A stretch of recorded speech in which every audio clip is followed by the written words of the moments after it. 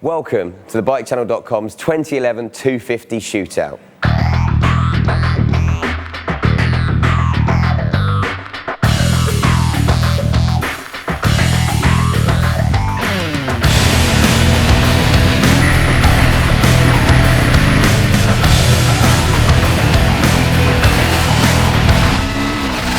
In the green corner, we have the champion, the Kawasaki Ninja 250R. This baby's been around since 2008, got some slight tweaks and a bit of a reworking last year, and it is the market class leader.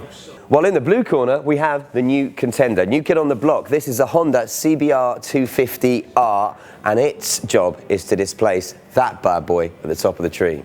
Right then, when we found out we were going to get a chance to put these two 250s through their paces, my face lit up. I started riding 125s, admittedly a Suzuki RG125 back in the day. I spent some time on the RG250. I love scaled down bikes. Unfortunately, Al, on the other hand, didn't quite share the same view.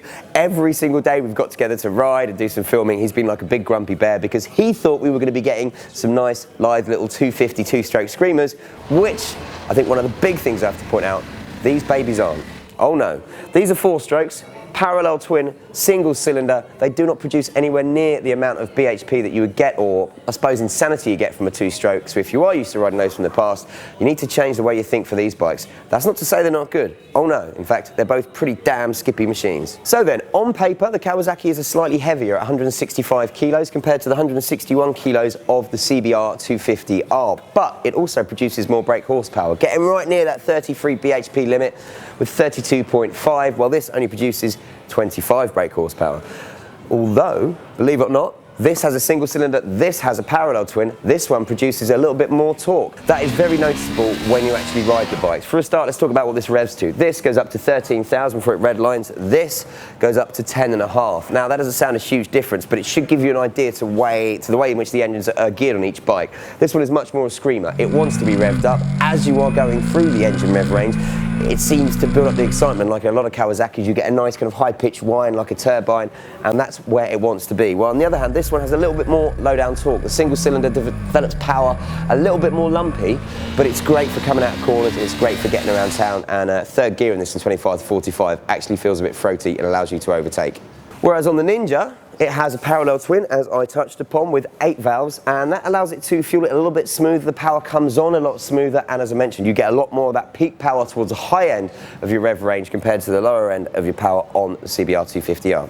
Looks-wise, in my eyes, although I like the clean styling of the Honda CBR250R, it's always going to go to the Kawasaki. Maybe it's just down to me, something about this bike. Well, it makes me think of racing. It's got a full fairing, it's not an added-on afterthought. It was designed as a sports bike instead of a bike that was then given some sporty touches, if that makes sense. I do like what Honda have done. They've gone with the VFR style front end, and it does look clean and crisp, but I'm sorry, this simply looks more like the insane bike to me. I'm sure you guys know by now I like my insanity.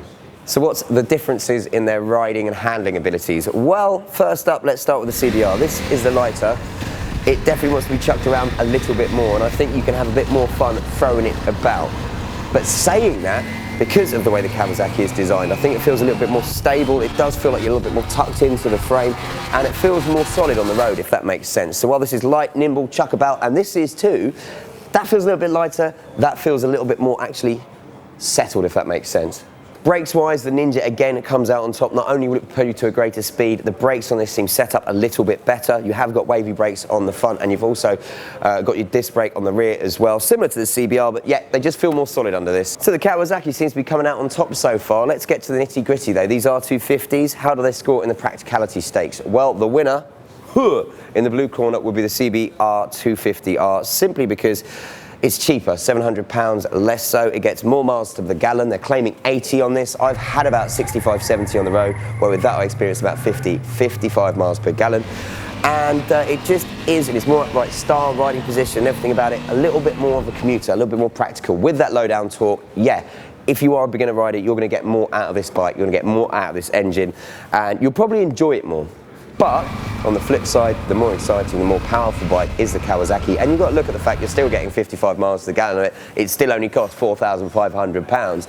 But I think the winner in the practicality stakes is indeed the Honda. So which of these two 250s comes out on top? Well, in my mind, there's no doubt what I'll be spending my money on. Okay, the Kawasaki Ninja 250R, it is the champion. It retains that crown in my eyes purely because it's more exciting. It's more of an event to get on the bike. You really feel like you're riding it, and as a step up to sports bikes and as something to kind of gear you up for that preparation, the handling and things that you need and the reactions that you need to get on a sports bike, say a 400 or 600, that's the puppy for me. But it obviously comes in at £700 more. Therefore, you shouldn't discount the CBR250R. It's an incredible machine for the money. When you think that they've built it from scratch, this is, with all new components on it, £3,788 or something on the road. It's not as fast as the Ninja, it's not as exciting. If you ask me, it doesn't look as good, but it's a little bit more modern. It's probably a little bit more practical in respects to its miles per gallon, to its ease of use. You know, it's an upright bike, or slightly more upright, so it's not so much styled towards a racer, and I think for a beginner, it would be the easier bike to get on, use, and get the most out of it.